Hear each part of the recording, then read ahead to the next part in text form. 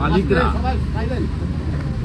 মানে মালিক নিজে যুবরাজ এটা বারে বারেই বলে বিজেপি জমিদাররা 4.6 লক্ষ কোটি টাকা কর নিয়েছে আর 1.6 লক্ষ কোটি টাকার ন্যায্য পাওনা আটকে রেখেছে। আপনাকে আমি শুধু হিসাব দেখিয়ে দিলাম,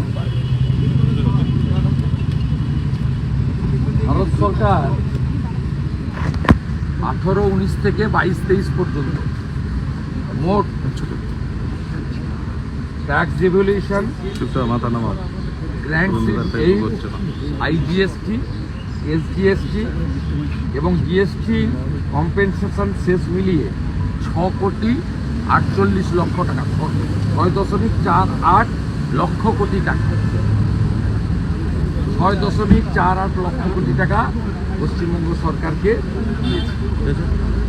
এরা মূলত যে কারণগুলির জন্য এরা অসুবিধায় পড়ছে, এরা আগে সেন্ট্রালের শেয়ারটাকে নিয়ে অ্যাকাউন্টে রেখে দিত, তার সুদের টাকায় খেলা মেলা দান খেলা পূজা পার্বণ এসব করছে, ভাতা ইত্যাদি। কেন্দ্রীয় সরকার এটা আটকে দিচ্ছে। তারা প্রত্যেকটা রাজ্যেই ফাইন্যান্সিয়াল ডিসিপ্লিন চালু করেছে, যার মধ্যে এরা আসতে রাজি নয়। তাই এটা তো আলাদা রাজ্য, আলাদা জাতীয় বাংলা ছবি, আলাদা পতাকা, আলাদা সংবিধান, আলাদা রুলস, পূজা পার্বণের আলাদা পদ্ধতি, সবই এখানে আলাদা। অর্থাৎ ওরা কিন্তু ভারতবর্ষ একটা সিস্টেমে চলে।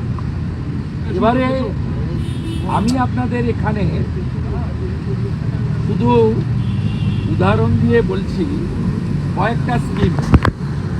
এনডিএ ভার্সেস ইউপিএ 2004 থেকে 14 আর 2023-এর 31 মার্চ পর্যন্ত মানরেগা ইউপিএ দিয়েছে 14,985 কোটি, এনডিএ দিয়েছে 54,150 কোটি। প্রধানমন্ত্রী গ্রাম সড়ক ইউপিএ দিয়েছে 5,431 কোটি, এনডিএ দিয়েছে 1,051 কোটি। প্রধানমন্ত্রী আবাস যোজনা 4,466 কোটি টাকা দিয়েছে, আইএওয়াই ছিল ইন্দিরা আবাস যোজনা, আর 30,000 কোটি টাকা ইতিমধ্যে ইউটিলাইজেশন দিয়েছে। এবং আমি এখানে উত্তর চেয়েছিলাম। প্রথমত অর্থমন্ত্রী ছিলেন না, এটা কারণ যে প্রস্তাব মাননীয় নির্মল ঘোষ এনেছিলেন তাতে আবাস এবং অন্যান্য স্কিমের উপরে বলা হয়েছে, শুধু আবাস নয়। আমি সেখানে বলেছি অর্থমন্ত্রী নেই, তারপরেও আপনাকে আমি যদি প্রত্যেকটা স্কিমের ডিটেলসে এখানে আপনাকে দেখাই, আপনি দেখবেন যে এখন অবধি প্রায় 47 লক্ষ ইউনিট প্রধানমন্ত্রী আবাস গ্রামীণ এবং আরবান দিয়েছে, যার ইউটিলাইজেশন দিয়ে টাকা নেওয়া হয়েছে। তার উত্তর মাননীয় প্রদীপ মজুমদার দিতে পারেন। তিনি এই 10,98,000 নিয়ে কি করেছেন, কবে গেছেন, কি আলোচনা করেছেন তার কথা বলছেন।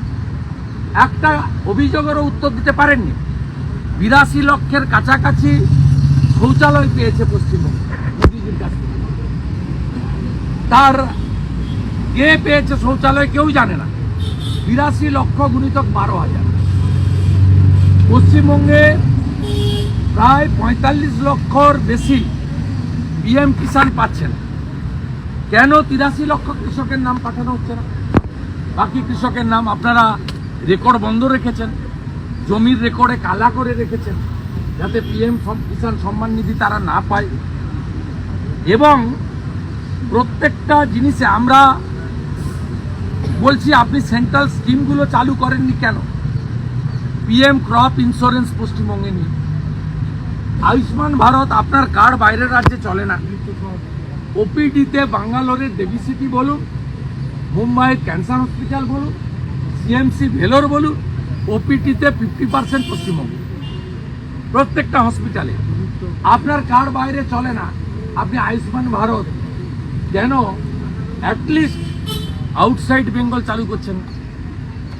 আপনি কেন তাঁতশিল্পী আমাদের নাই নাপিত কারিগর যারা মালাগাথে মালাকার থেকে, সোনার কাজ করে স্বর্ণকার থেকে, কাঠের কাজ করে যারা, বিভিন্ন হাতের কাজ করে, জঙ্গল মহলে কাজ করে, শালপাতার বাটি থালা, নানা ধরনের কারিগর যারা, মূলত শিডিউল কাস্ট এবং স্বর্ণকার মালাকার ইত্যাদি সমাজ, আমাদের ধোবি নাপিত, কুম্ভকার, স্বর্ণকার, মাটির হাড়ি তৈরি করে, প্রচুর তাঁত শিল্পী এই রাজ্যের।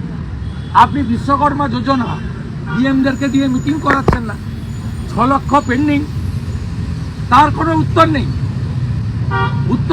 আমি তো বলছি, আমি বলেছি যে আপনি মুর্শিদাবাদে চলে যান, একটা জেলা উদাহরণ দিচ্ছি, বেলডাঙ্গার এক প্রধান একা 17টা বাড়ি নিয়েছে এর আগে, ইউটিলাইজ। কাবিলপুরের প্রধান ছিলেন সাগরদিঘি, একা আত্মীয় স্বজন মিলে 35টা বাড়ি নিয়েছে। উত্তর নেই, উত্তর দিতে পারবেন না, কারণ পঞ্চায়েত মন্ত্রী নিজে দুর্নীতিগ্রস্ত। তিনি পঞ্চায়েত ভোট হওয়ার আগে হর্টিকালচার কর্পোরেশনের চেয়ারম্যান ছিলেন, এখনো আছেন ছিলেন। তিনি নিজে মানরেগায় গাছের চারা সাপ্লাই দিয়েছেন, 40 টাকার নারকেল চারা 250 টাকা করে দিয়েছেন, 22 টাকার পেয়ারা চারা 85 টাকা করে দিয়েছেন। উত্তর তো তিনি দিতে পারবেন না। এরা বাইরে আছে, এটাই আশ্চর্য, এদের ভেতরে থাকার কথা। প্রত্যেকটা লোক দুর্নীতির সঙ্গে যুক্ত। প্রধানমন্ত্রী ভারতবর্ষে 80 কোটি লোককে প্রধানমন্ত্রী অন্ন সুরক্ষায় দিচ্ছেন, পশ্চিমবঙ্গে 6 কোটি লোক পাচ্ছে। আপনি জল স্বপ্ন লিখেছিলেন, দুটোই পড়ে জল জীবন মিশন লিখছেন। আপনি বস্তাতে প্রধানমন্ত্রী অন্ন সুরক্ষা লিখবেন না বলেছিলেন রেশনে, এখন দুটোই পড়ে পীযূষ গোয়েলকে লিখছেন যে এখন থেকে কেন্দ্রের পাঠানো ব্যাগ আমরা ব্যবহার করব। এই যে দম্ভ উদ্ধত্ত, এটাই হচ্ছে আপনাদের পতনের কারণ। আমি যখন বললাম আধারের সঙ্গে জব কার্ডের লিঙ্ক করতে গিয়ে 1 কোটির উপরে তো বাদ গেছে, আমি বলেছি 25 লক্ষ জব কার্ড হোল্ডার এমন তালিকা কেন্দ্রের তদন্তকারী সংস্থা বের করেছে যারা ভুয়া জব কার্ডে টাকা তুলেছে। কেন্দ্র বলছে এদেরকে অ্যারেস্ট করুন, টাকা আদায় করুন, সরকারের টাকা সাংবিধানিক স্কিম। আপনি উত্তর না দিয়ে আপনি বলছেন উত্তরপ্রদেশে আমাদের থেকে বেশি বাতিল হয়েছে।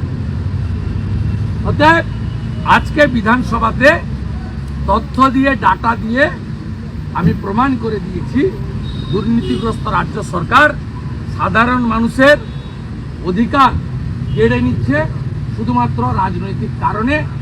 বাংলা বঞ্চিত নয়, বাংলার জনগণকে তৃণমূল কংগ্রেস বঞ্চিত করছে।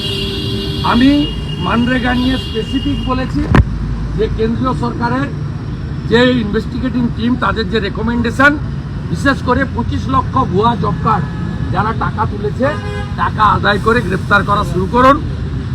আমরা সবাই বলবো ভবিষ্যতের ক্ষেত্রে যাতে ত্রুটি না হয়, আপনার স্কিম চালু হওয়া উচিত। এবং 100 দিন নয়, আপনি বলছেন 50 দিন দেবেন।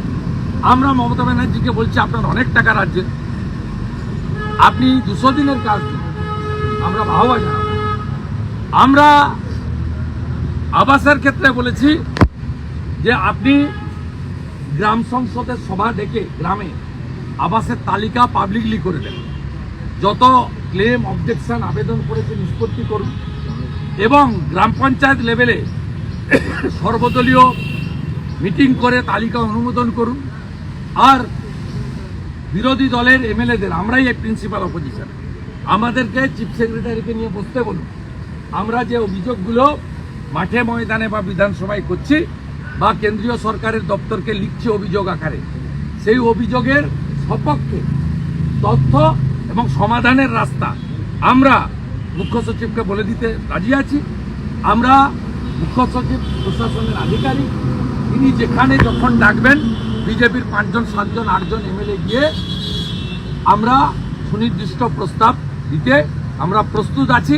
কিন্তু চুরি তৃণমূলকে বন্ধ করতে হবে এবং রাজনৈতিক তালিকা তৈরি করা চলবে না।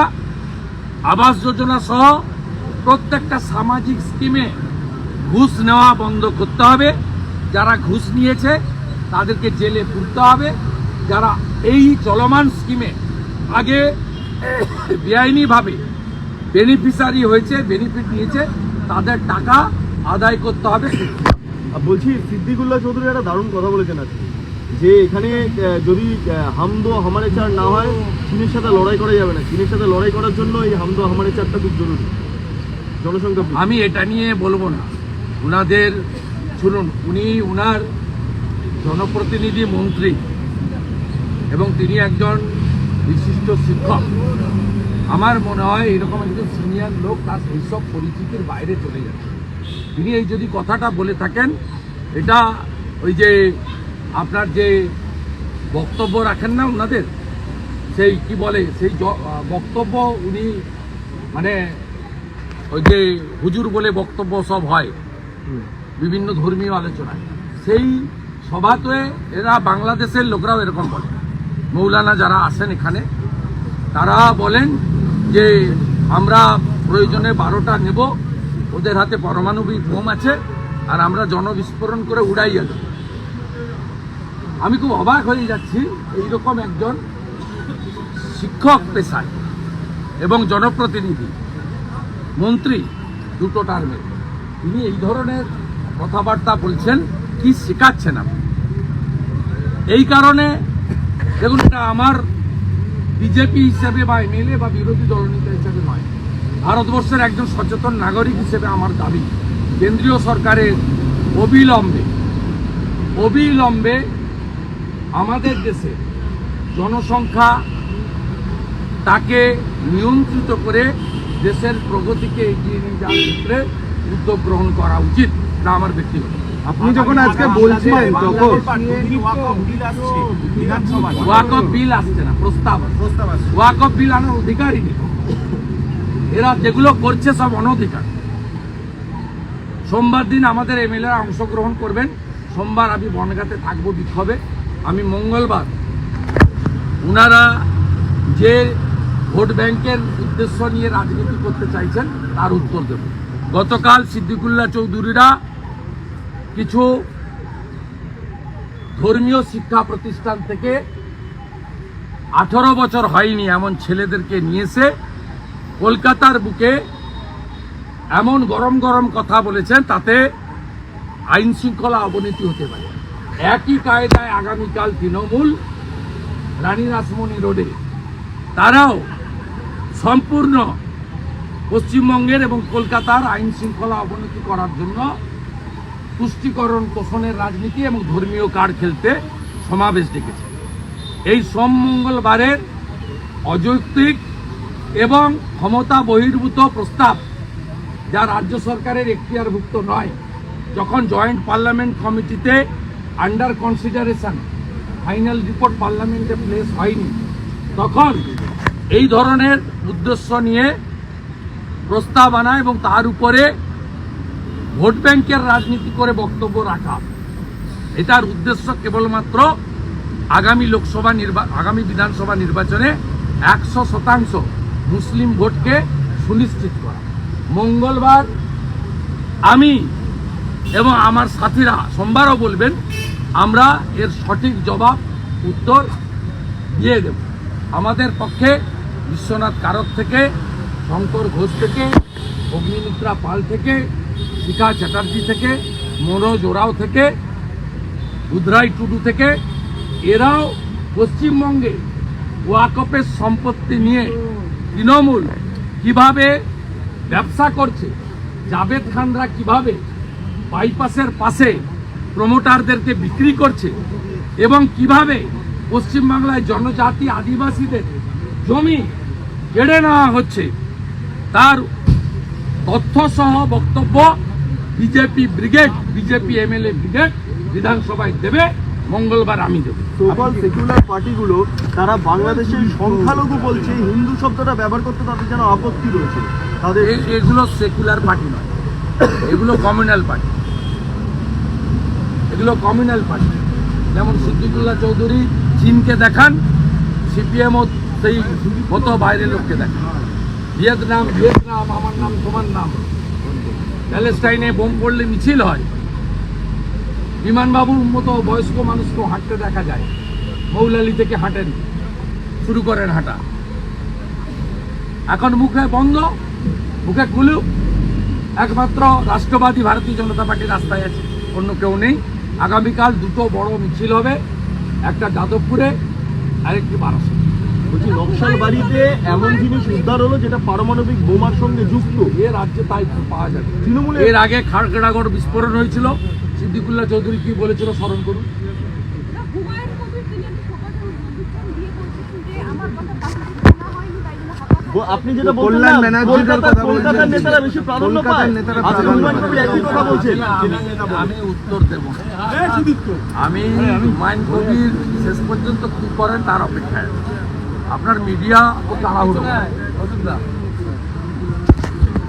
হুমায়ুন কবির শেষ পর্যন্ত কি করেন, কারণ তিনি 24-এর লোকসভা ভোটের আগে ইউসুফ পাঠানকে গুজরাটি বলেছিলেন।